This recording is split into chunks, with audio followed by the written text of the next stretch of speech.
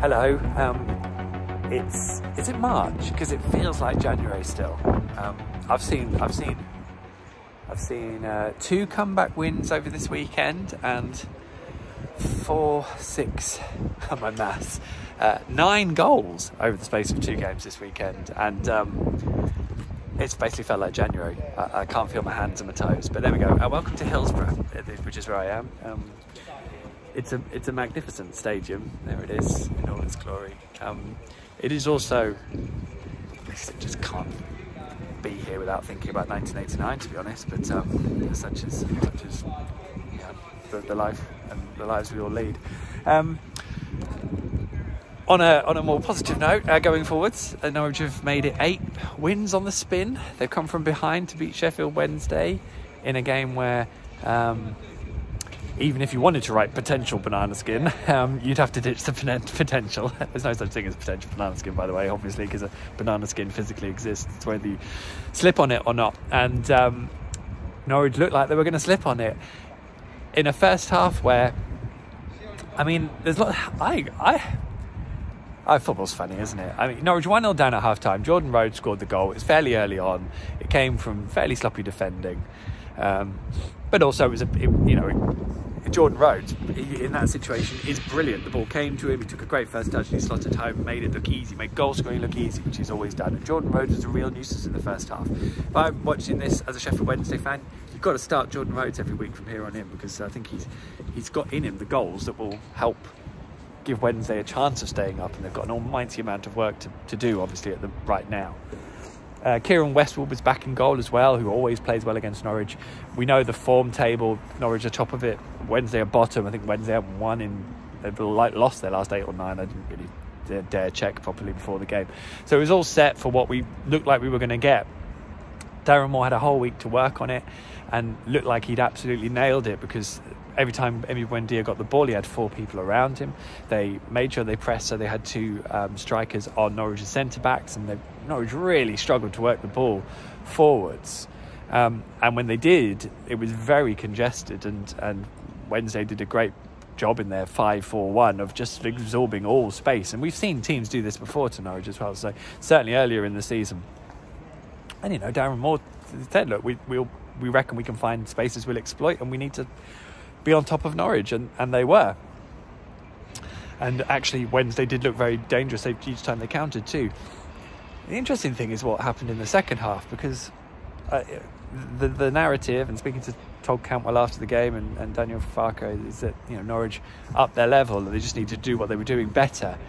But I think also Wednesday didn't do as well as what they were doing. They didn't clear their lines well enough. And I think their level dropped. But I mean, Norwich worked the ball so well. They were much higher on the pitch. They were much more on top of Wednesday. I mean, there was a period basically where they just didn't get out, which also Norwich did in the first half. But they moved the ball better and quicker and neater.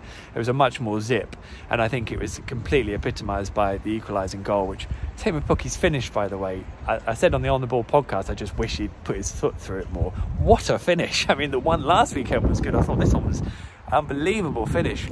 Wonderful patience from Norwich and how they worked it, because I was just starting to think got to change more of this. It needs a different dynamic, and in fairness, Daniel Farker did bring off Lucas Rupp for Kieran Dowell straight after the goal, really, and Norwich needed that. Kieran Dowell was excellent, I thought, when he came on, and exactly the sort of performance I want to start seeing from him, because if he does play like that, he will be Norwich's first choice number 10 in this team, because he can move and glide and do something that's quite different to the others. So it did need that. I think it did need that change of dynamic slightly anyway, but the patience of the move was wonderful. Norwich worked it so well, and they drew what they probably did do, which they didn't manage to do in the first half, was they drew Sheffield Wednesday out. They made some real spaces, and then Ollie Skip just ran into it and played a wonderful ball. As I said, the finish from Teemu was just wonderful. Exceptional goal of real quality and movement. Teemu Pukki scored 50 goals in 75 championship games. No other striker, I think, since 2004. I would think. I think since the championship rebranded, I'm not sure this is like the second tier of all time. I don't know, but certainly from that point, no one has got a strike record like this in terms of scoring 50 goals. It's a remarkable feat of goal scoring, and I was watching him, and the way he was taking his chances and his shots, I think he's in better form than he was 2 years ago. I think he's so confident, he's striking the ball so well. I think he could well be right at the very top. Wasn't even the best goal of the afternoon though, because Emi Buendia wins the ball. Wonderful clean challenge. He's just so good at those. Plays the ball into Todd Cantwell, who's tackled, but wins the ball, controls it well with that first touch, and then hits this just most gorgeous curling effort into the top corner. Kieran West with no chance. It's an exceptional goal. He's told me himself it's his favourite that he's scored. And a man who, clearly there are a lot of Norwich fans who don't really get on with watching Todd. But I thought his movement, I thought his willingness, I thought his bravery was better than anyone's in the first half. I know that it sort of bounced off him a few times, and maybe there was the wrong choice. A couple of times in the second half he just went down a little bit too easily, and probably would get a free kick for it in the Premier League, to be honest. But he was brave and willing all game. I thought he was the one driving a lot of it when Emi was basically being chased down by 4 players at the time. And I thought his goal was due reward for that. I thought he was exceptional with that, and that it's there is a real hope that him, Dowell and Cantwell can be a proper 3 behind Teemu, and then you have the pace options to mix it up. But it's a wonderful goal to win a game of football, and Norwich rode it out from there. Sheffield Wednesday have a terrible defensive record in the final 15 minutes of games, and Norwich have a really good scoring record. I think. Now I can't remember his first name now. Is it Dave Mann, the commentator? He was sitting just in front of me. I could, or standing, and I could watch all their monitors. I think a stat flashed up with that record of conceded and scored in the last 15 minutes between Sheffield Wednesday and Norwich this season, and I think Norwich pretty much scored straight after that. Maybe it was even the equaliser. So certainly the winner. So. A mark of champions, a mark of a top-class championship side that Norwich could find those gears. You look at that today, I'm slightly surprised Sheffield Wednesday are in such a bad position, because there are worse teams I've seen Norwich play this year. I know they've had the 6-point points deduction, but they really shouldn't be this far off it.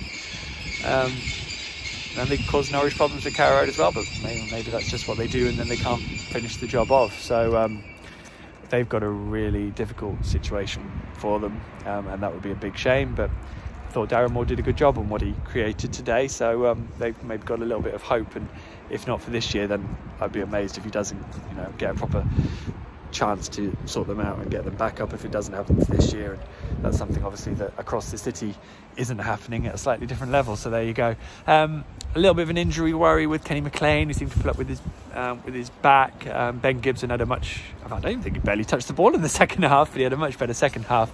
He looked like maybe those injury doubts had playing on the back of his mind maybe in the first half. But Norwich did it. They dug in on probably the worst pitch. I don't think it looked the worst, but this was the worst pitch I think I've seen Norwich play on. The bounce was very random in a lot of places, but maybe that was just Norwich making the pitch look bad as much as themselves look bad. But yeah, we move on. Nottingham Forest on, I don't know, Tuesday or Wednesday away, and then it's Blackburn at Carrow Road on Saturday. So two games on the horizon. Norwich are 10 points ahead. There are 10 games to play. I struggle to think of a better position that I've seen them in any league division, and it's just a bit of a joy watching them play, to be honest. Keep an eye on the Athletic, of course, over the course of the week. I'll be at the City Ground midweek. I'll see you there. In the meantime, take care of yourselves, enjoy yourselves, and all the best. Keep it coming.